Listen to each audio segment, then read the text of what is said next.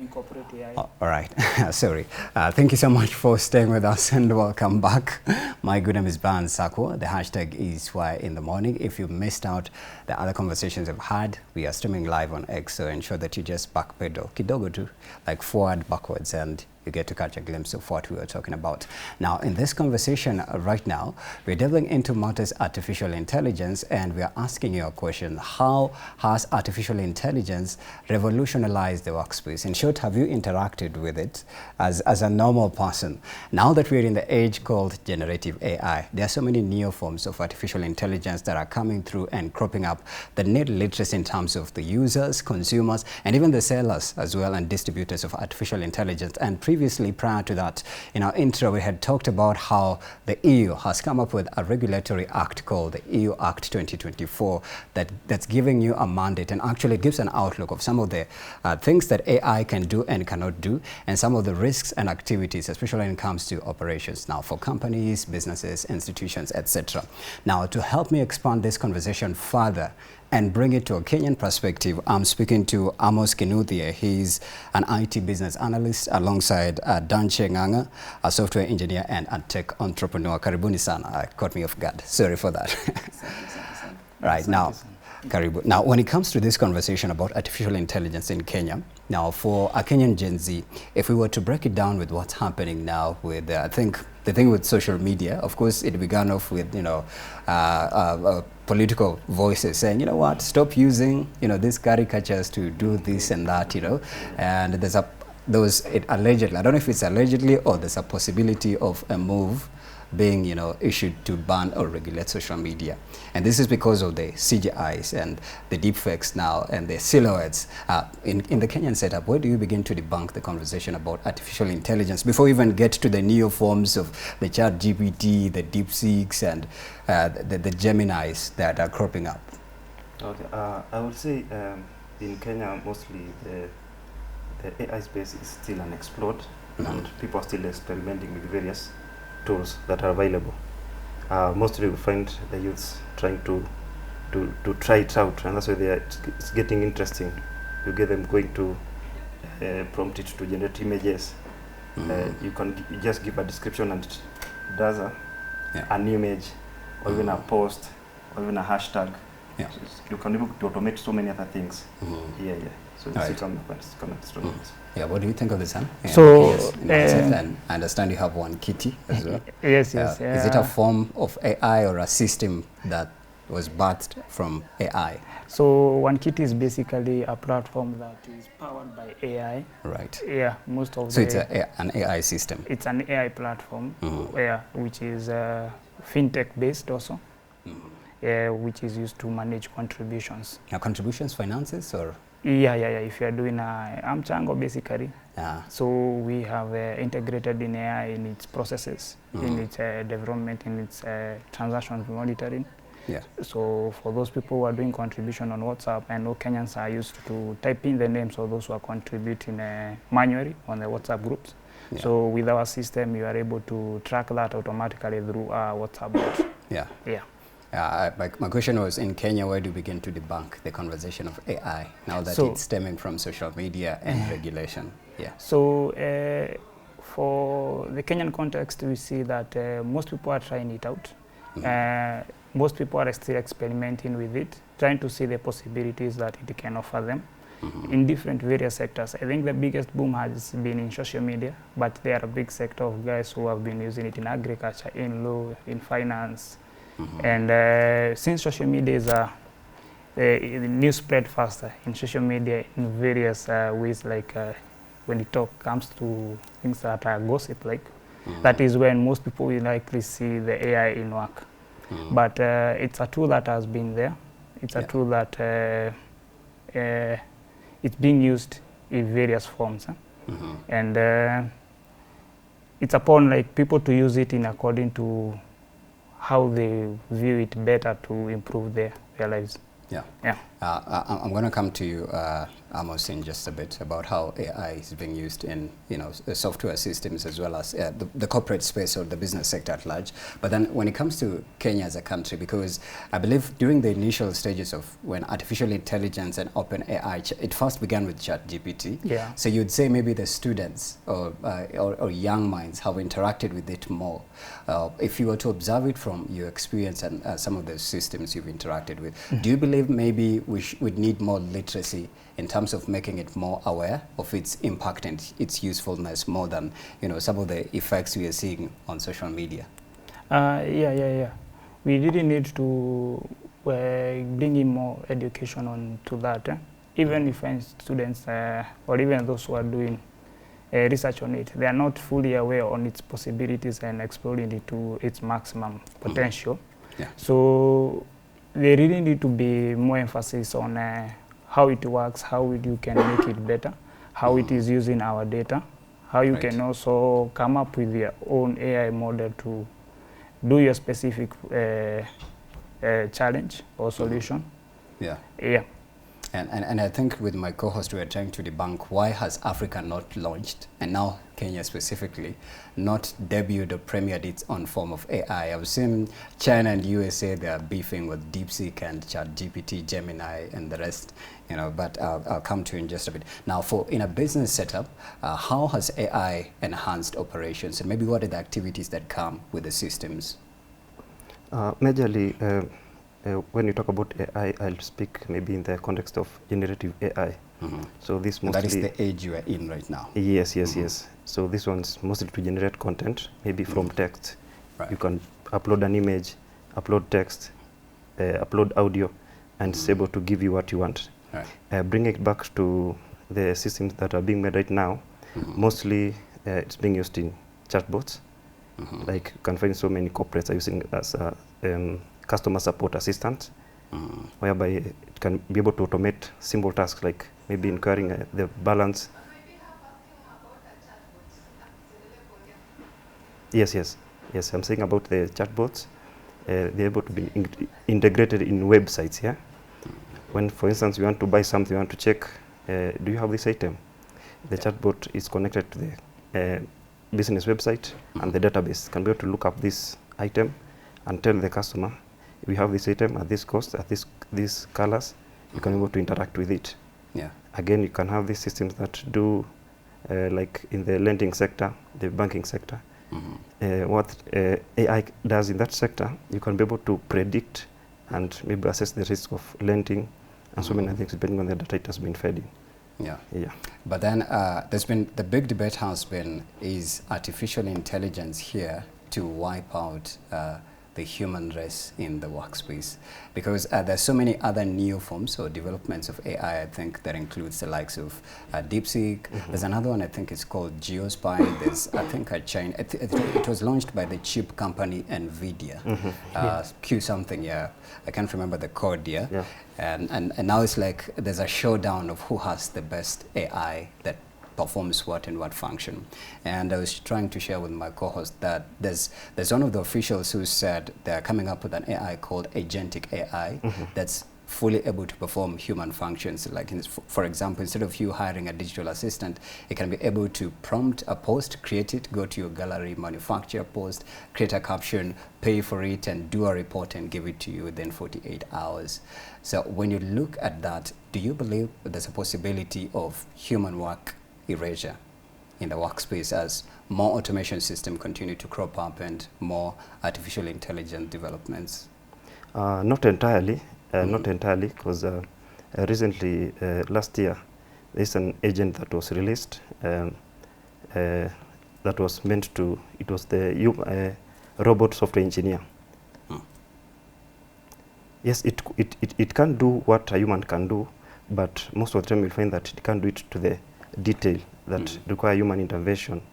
It doesn't have emotions.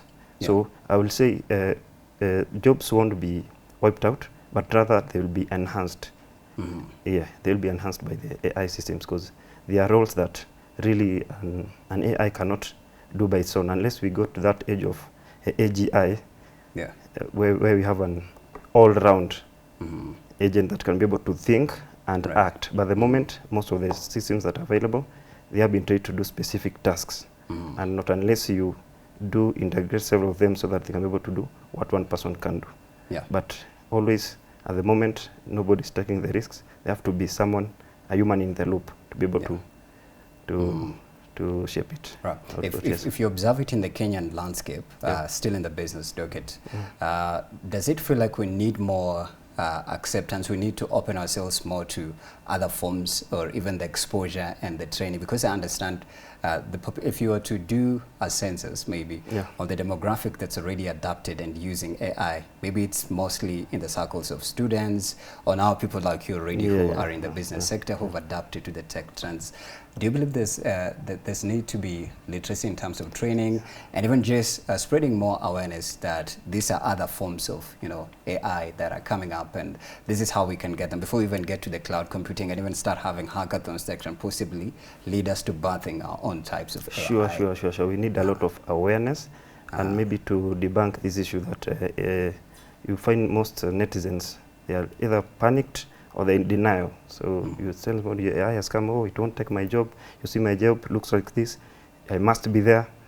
I think what we should do mostly is do self-awareness and maybe explain to people what this AI is and what it can really somebody do who for asked you. me what is AI. Yes. It's such a big term. Do they even know? I'm trying to picture people in Kibra. Not so many. And speaking of that, who is AI exposed to, or who is exposed to AI in terms of now its user function and consumption?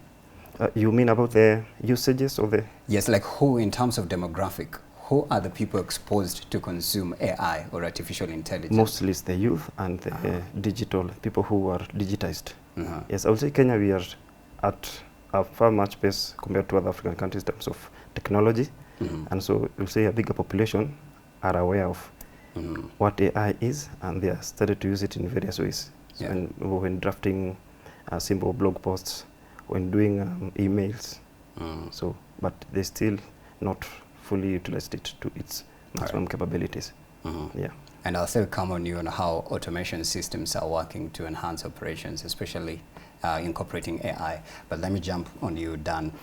In the Kenyan setup, what are the forms of artificial intelligence projects maybe that you've encountered that you'd say this one is taking center stage in a specific demographic of youth? The youth are really aggressive in using the AI to bring out solutions. And one of the major sectors that is that I've seen it work very well is the chatbots, the customer relationship management tools that are using AI-powered chatbots, whereby you find there's an agent that is deployed solely to help customers solve their issues. Primarily, you are used to people calling to the customer service or sending emails or just sending messages to maybe request on assistance on a service. So right now you find that you deploy systems that learn how your internal system works, fetch the various data points, and then you're able to assist customers as if it's a human who is answering those questions. And mostly those ones I've seen them work perfectly. Right.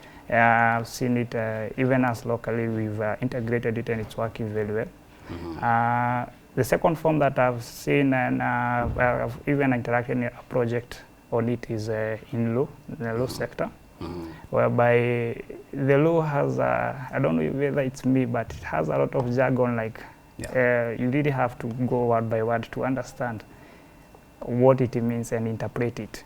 So we've seen multiple deployments of AI that are helping you to just digress and understand the different words and different interpretations of the law, the acts, the bills, in any other form, in simple terms. Right. So even lawyers themselves are using such tools, in such that now they spend more time in building the client's relation and preparing for the courtroom rather than now going through very huge documents. Right. The other sector that I've seen it work very well is in the farming and agriculture sector. There are farmers, I think I was talking to an extension officer, and you realize right now, most of them, they do not directly interact like there before with farmers, because most farmers have found the mobile phones with AI tools more even responsive and even more of assistance. Yeah. Because you are able now to take a picture of your crops, and an AI is able to tell you the deficiency, what nutrients are required. Or even soil typing in terms of which type of soil is this and which what type crop of soil or seed is suitable for this kind of soil. For this kind of soil. And even so it's enabling agriculture research and exploit, right? Yes. Okay, impressive. Which cuts across even when you are doing soil testing and doing soil analysis. Right. Yeah. The other sector which they use are mostly in the robotics sector and automation. There are so many people coming up with automated tools and that are AI powered to come up with tools that can be able to do simple tasks like cleaning and even factory, and we call them the factory line, whereby you are doing the assembly, we're doing the packaging, inventory management. Yeah. I think we saw last year the robotic, did they call it the robotic restaurant or robot restaurant trending? And they're like, people were excited at first, but then they're like, no, we just need our own waiters and waitresses here. And I think it's a big debate in the States with the humanoids now, Elon Musk, and the rest of the countries that are in a showdown. Still in the Kenyan landscape, maybe what are some of the AI forms and systems, rather as well tools, that Kenyans need to be exposed to as far as exploitation and making use of it is concerned? So I think for most Kenyans, what really needs to be done is get the basics first and have the problem-solving mindset. And now when you combine the problem-solving mindset and how fast can I deliver this, and what tools are available to assist me in delivering this. Now you are able to explore on the different sectors and the different ways that AI can assist you in bringing out solutions for that. And in whatever field that you are in, whether you're a graphic designer, whether you're a journalist, whether you are a writer, a blogger, and even a TikToker. Exploring the different sectors on how the AI can assist you, because you can even use AI to tell you what AI can do. You can chat with a ChatGPT, Grok, Gemini, or even DeepSeek, and it tells you, in my profession, how can I integrate AI? And you realize it automates for you so many things. It gives I want the tools, the AI tools, or let's call them systems, because they are new forms and they're developing as time goes by, like DeepSeek. So you hear there's another one called GeoSpy that's able to ascertain a photo and picture and even tell the person this photo was taken in Jamaica at 2 p.m. before you even get to the laws and the dangers and regulation. Maybe the tools that are already existing in the Kenyan landscape that youth can explore. So one of the largest one is the LLMs, learned language models. And that is ChatGPT and the Geminis and the Grok. I don't know if you've met Grok as well. The X1. On X. So where you chat with it, it has access to large information, and then it's able to give you a timely response. The other tool is image recognition. So image recognition, it can assist and improve on security. Maybe you want to have certain people access to certain rooms or certain places. You can utilize image recognition. And even in the security sector, that is, we come into the government sector, they can use the image recognition to identify personnel easily. Right. But then this, for identification, should it be from an organizational point of view where this security agency is using this AI tool to identify a person, or should it be an individual with their own gadget trying to identify who is Amos Kinodia? From what point of view should such a system be consumed? I think it doesn't have limitations. That is where now next will come into the policies implementation and regulations, because if it's in the security sector, it's an organization which is initiating identification, which is also good. And it removes a lot of error-prone methods. And I think the other mode is, apart from image recognition, we can say is voice recognition. Voice recognition is has been there, whereby you can use it to as a security feature to know this is a person who is talking, and even doing the voice analysis. I think there was a time people who are a bit biased on it because it could be used to correct so many voices of so many people and analyze those who are talking against this political agenda and this. I think that has been a battle in the USM more than Africa. And in Africa at large, But I remember some time back there were people who are looking into exploring it even in Kenya. I don't know whether it is still... I think the common one is Alexa as well, where people are using Alexa on iPhones. Is it? Alexa is on both. Msinipigia na waru tafadhali. Alexa and I think Siri, where you're able to say, I think on iOS devices, hey Siri, play me this and that, and it responds. But then there's a lawsuit as well that's going on with that Siri, person, the original person who created the Siri voice. But then I'm coming to you. I had asked you, how has AI facilitated software operations in terms of now business? In terms of businesses have been able to improve efficiency. Yeah, because this thing called robotic process automations. Once these maintain tasks like data entry, dispatching orders, order processing, clearing of things from the warehouses. Even individuals like Danche will tell you he must be using an AI assistant somewhere, like a GitHub Copilot. While you are coding alongside, it gives you insights what to do next. When you have a bug, it's able to correct you. So it's really coming and it's helping a lot in making individuals who are there more efficient. Like even in handling social media handles. And now we have other tools that are made from AI, like ManyChats. Once you can do automate, once a customer can text you if you're not available, it can be able to text back, check out your items, reply back. So it really does a lot of work. And it's instant. But then there's an argument as well from the public. They are like, who is this Zuri who is just responding to us? And then they add this, insisting mark. So there's people who are arguing and saying, you know what, I think we are losing that human touch and feel. To initially you'd receive a response, hi, I'm Karu, I'm responding to you from Y254 or CNN, and how can we help you? And right now is you ask and you have everything function. Are you feeling crazy? Are you feeling sick? Please do this and that. Don't you feel it's taking away the human touch and feel? Yes, it does. Yes, it does. But it's also at a cost, because imagine at midnight you have individuals, so many requests coming in. What it does, I've seen institutions do this.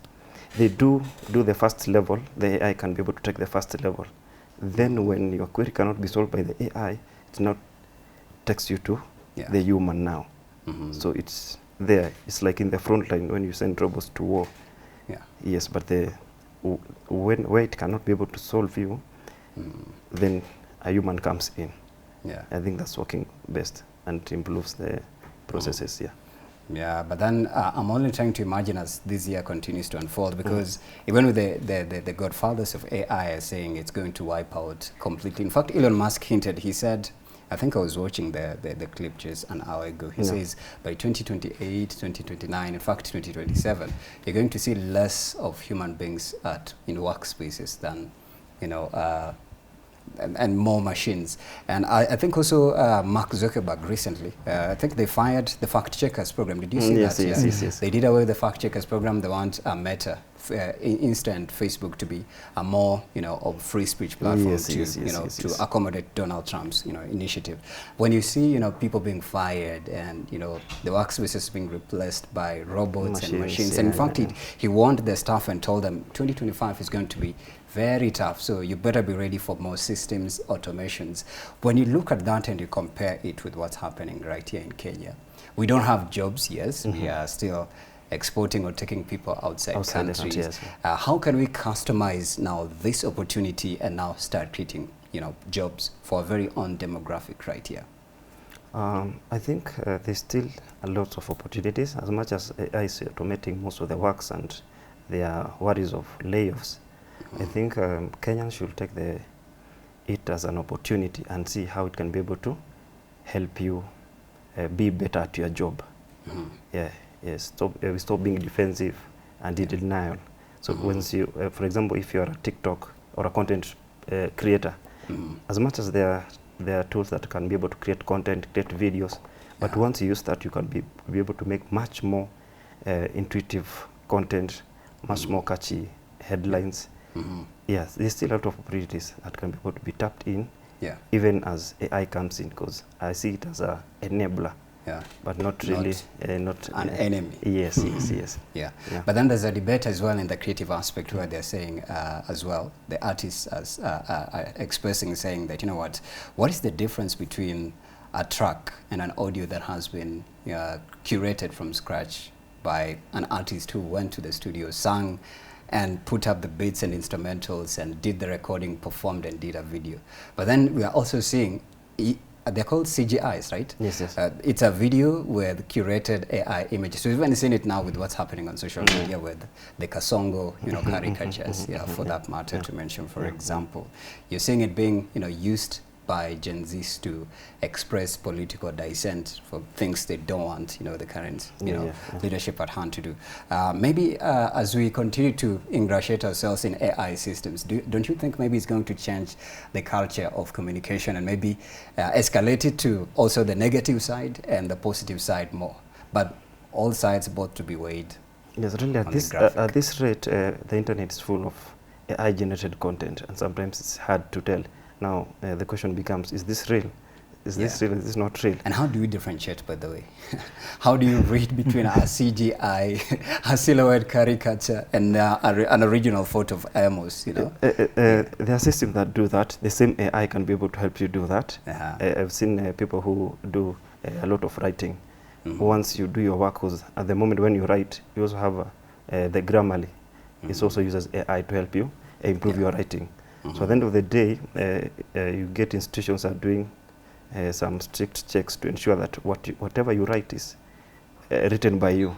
So there's still other AIs that are able to fact check and now see how much AI do you have in this content. I think moving forward, what will be the real question is, will what be is the difference between AI generated and real? I think even those people should not quit what they are doing, because a time will come when now people will be wanting real or authentic content.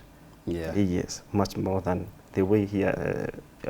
When someone goes to a business and they hear, oh, we have AI, it's much more exciting. But in future, now it will be, now we have human, maybe assistants. Robotics. Yes. And then now human AI experts. I pray by the time that comes, you guys will be the ones educating everybody about many other new forms of AI, because I believe this year is going to be a showdown of who has the best. And why has Africa not been able to come up with its form of LLM? What is preventing us? Is it because we lack autonomy, resources, finances? Like, what is the issue? Where does it come from? Mostly you find it's the resources, because if you look at the transformation history of things, right from the agricultural civilization age to revolution to industrial, and then now we came into the information age, and now we are now in the AI age. So in between, just before Africa has fully settled into the information age, now it comes in a new form of age, which is now AI. Remember, the information age is the one that has built on top more of the AI, because out of this information, that is where we have come to see more automation. Out of the industrial age, that is where we've come to see industrial age. That is when the information age has been born. And since Africa has not generated more, has not been seen in more information age, and has not yet fully settled in with it, you find we are left behind a little bit. Again, it's because of resources. Training an AI model requires more massive resources, right from electricity, GPUs, processors, and even human beings who are well equipped with the knowledge on how to train these agents. Yeah. That's why you find China is competing very, very well with DeepSeek, because they argue that it uses less resources. Right. And remember, even less resources means that there are still some GPUs that are involved. And in Africa, the resources are still few on that sector. You still find that you have to import those chips and then combine them, come up with your model, train the staff who are going to do more research in that. Yeah. And you find those who are doing even research, they are not doing it locally, they have to move outside the country. Yeah. But I've seen the hackathons happen a lot for the better part of last year. Yeah. Where there's more code fests, many other, savvy coders are coming together to build up, different types of inventions that can possibly escalate to that. So, bro, what you're trying to tell me is that there's no progress being made at all. There is progress. There is Okay. progress. But what I'm trying to argue is the progress is on the top layer, consuming agents that have already been done to come up with solutions. You see? But at the basic level, we have the researchers who are continuously going to improve these models, who are training this model, who are sourcing this data. We have data engineers, we have data scientists, and mathematicians being involved in coming up with new methods of creating a better AI. So remember, these are the ones who are behind the scenes, are the ones who are driving the ChatGPT. They are the ones who are driving the DeepSeek. They are the ones who are coming up with an NVIDIA chip that can be used to train AI even with that in a small laptop. Right. You see. So at that level, you find Africa, we are still behind. Now we are left to also rely on others to do this work. And then when they release the model, we are the ones now to consume make it suitable, in fact, for us. I'd love us to arrive at a season where we have Africa AI. The same way that there's complaints about TikTok, where content curators are saying, you know what, you just made TikTok for us and did not give us a monetization button, but TikTok, the way it's consumed in the UK, the US, and China, it's more monetary oriented. So they're trying to ask, can you make it monetary for us, tafadhali, so that we don't just have to come with only the gifts and the emoticons? But then when you look at maybe our local structures right here, I think there's a program by Gava that's trying to educate even the public servants about how to ingratiate themselves in the environment of AI, its possible usefulness, its risks and whatnot. Maybe do you think we need to develop such programs more so that we do outreach and just create a world of AI? Because if I think the last person I watched, they're talking about Fly AI, how they're going to do piloting without a physical pilot.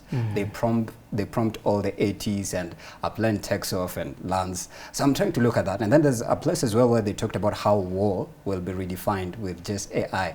They were trying to even give a video format of warfare soldiers that have been programmed by AI and those fighting with real instructions from their commander. So when you look at that, what comes to your mind? I see a world like that is closely related to magic. We see advanced technologies very relatable to magic that is happening.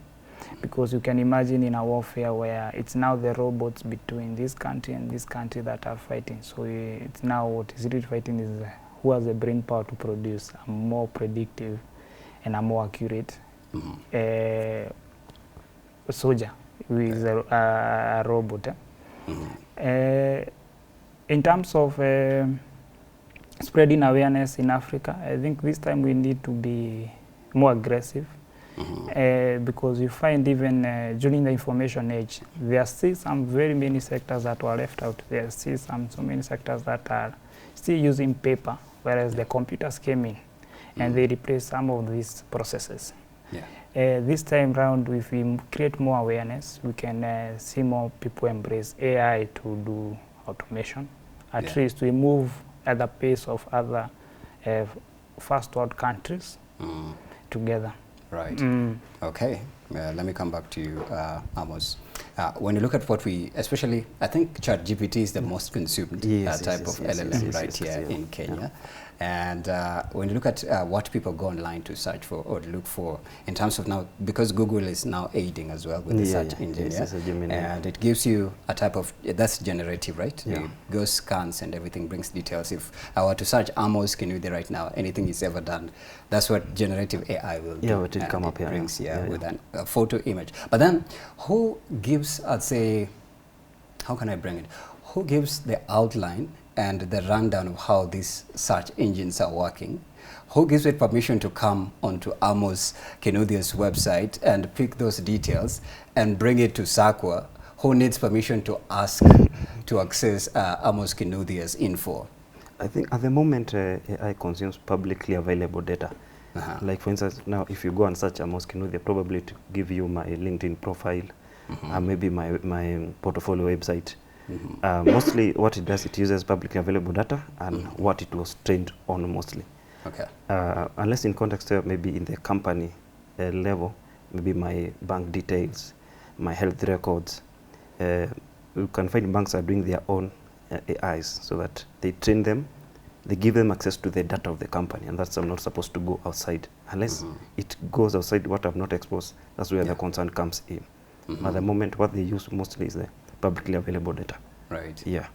Do you believe we need regulation? Because I think in the morning I was talking about to my co-host about the EU that has come up with an AI Act. Maybe let me just get through it very shortly and then you can react. So they're saying it's the first ever AI Act that gives a comprehensive legal framework on AI worldwide. The aim of the rule is to foster trustworthiness in AI in Europe and ensuring that AI systems respect fundamental rights, safety and ethical principles by addressing risks of very powerful and impactful AI models.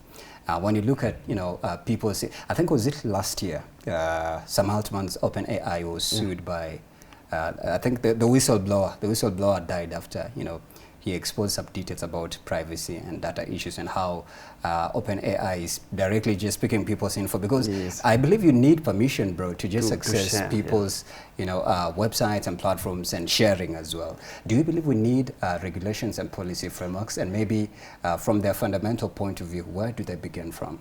I think looking at the way data is handled, I'm the one who's supposed to, when I give you my information as a company, like I go sign up for an account in your website.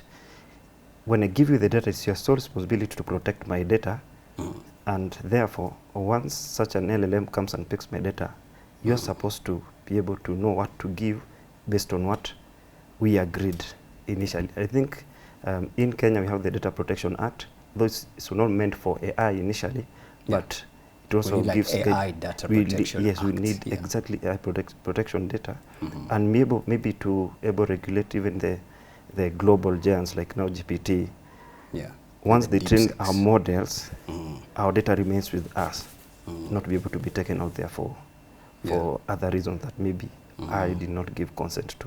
I think we need rules. Kenya should come up and be able to make rules that are able to protect our data.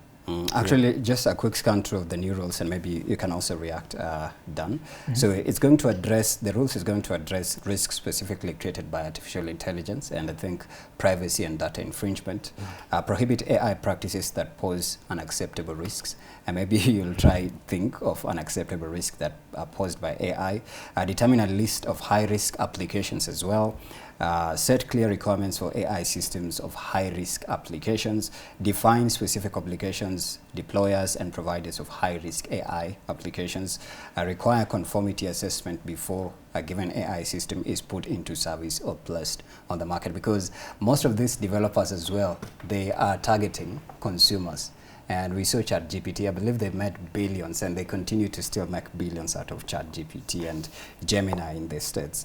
And then they also want to establish a governance structure at a government level. But now this is the EU, the European and national level, how AI consumption is made. When you look at as well as the distributors, the sellers, and these people who are developing, they need guidelines on how to come up with frameworks of consumption of AI systems or material or neoforms. Yeah. I think right there we need such regulations, because once the machines are made, we need to do quality assurance, and maybe the government should come in the way of having its own experts, like the way we have the Kenya Bureau of Statistics and KEBS for regulatory. So once you have your own product, it's able to go through the KEBS so that the QAs can go through and see how much risk it poses to the consumers. And maybe if it's not good enough, can go back and be able to be reject again. Yeah. Dan, right, they've mentioned prohibit AI practices that pose unacceptable risks. Picture that in terms of consuming an LLM. Okay, that reminds me of a guy called Isaac Asimov. I don't know whether you've heard of him. He's a literature guy who mostly did the science fiction books back in around 90s. And he was the first guy who I remember he coined the rules of a robot, robotics. He put out 3 rules, and one of them is never to kill a human.